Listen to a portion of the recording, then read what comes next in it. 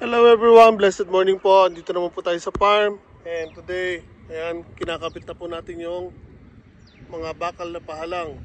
So, kasama natin ngayon si Ken. Doon. Naghahakot po siya ng mga bakal. Sinasalansan niya or inaabang niya na para kabit na lang kami ng kabit. So, again yan, halos nakalatag na po ang mga bakal. So, tatapusin namin to for today. Then gagawa kami ng mga pwede namin gawin doon sa loob ng farm o doon sa property. Yan again yung bundok sa may likod ng property. Makikita niyo po, green na po ngayon ang kulay ng bundok. Hindi tulad last time, medyo brown pa po siya. So, yan, sibulan na naman po ang mga damo.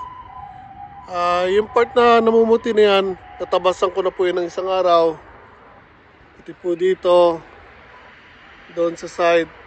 So, yun doon, hindi pa.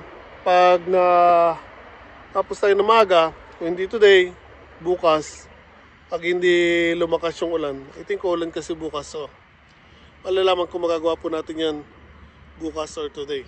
So, dito naman, ayan, sibulan na ulit ang damo.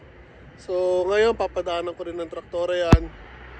And mamumutol din tayo ng ilang kawayan para po gamitin doon sa bakod naman dito sa may likod ng bahay, para kahit paano maumpisa na natin magtayo kahit pa ilang piraso. So hindi madalian yon, paunti-unti lang pag may oras lang, kasi malaking trabaho yon, maraming kailangan kawayan na ikabit doon, marami tayong puputulin, then mga screws.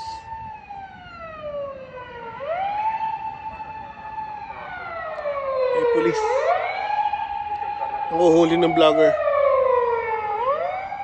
So yan, and dito nga para sa harapan dito, tabing kalsada, tingnan po yan, may mga puno po na namumulaklak. So dadagdagan pa natin yan. Yung puno na yan, aalisin natin yan. Hindi kailangan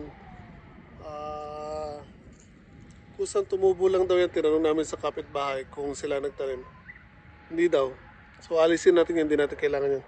Maglalagay tayo dito ng mga ibang halaman na namumulaklak. So may mga dala din ako mga puno ng roses, mga American roses. Ihalera po natin dito. Papagandahin natin itong paligid ng property. Ang dami ngayon dumadaan na kamotor. So, yan, again, slowly but surely, inaayos natin itong property. Hindi naman kayang kunin ng mabilisan. Again, mahirap sa oras, tapos sa financial, hindi pwedeng biglayin. So paunti-unti lang, medyo kakapagod lang kasi nga halos wala na tayong pahinga, pero magiging maayos din lahat yan. Matapos lang natin to, yung paghanda dito sa farm. Once na mapagana na natin to, kahit pa paano makakahinga na tayo ng konti. So there, yan, pakita ko lang sa inyo na maayos ang ginagawa natin bakod.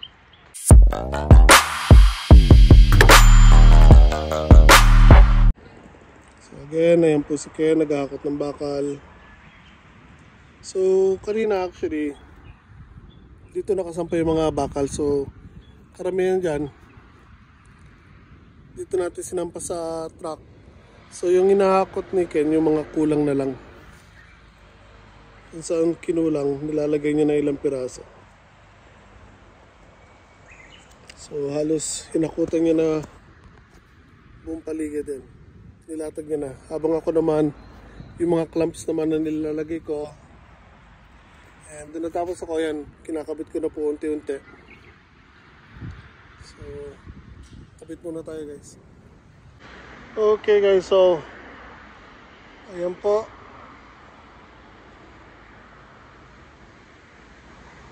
Nangangalahati na po tayo guys.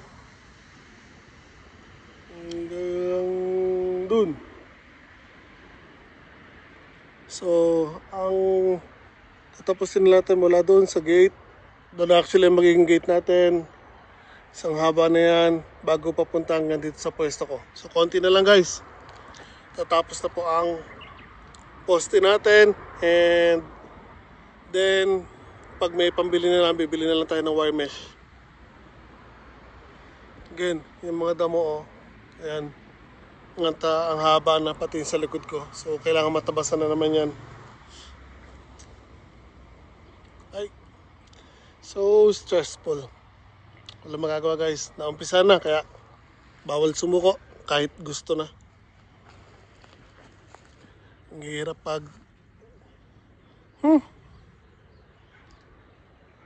Ay guys, sa totoo lang. Ay.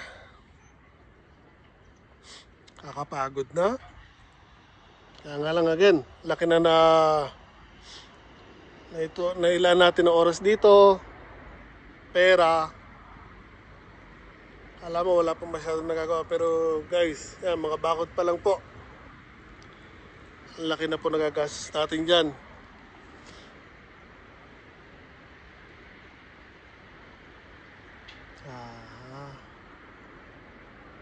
Tulad ng sabi ko, ang laki na lalaan natin ditong oras, pera. Kaya wala tayong magagawa. Kailangan natin pagpatuloy or else mababaliwala lahat ng pagod natin dito.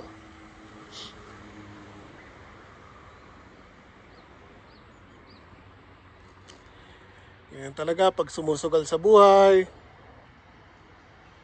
Pag binitawan ko to, mas malaki mawawala sa akin.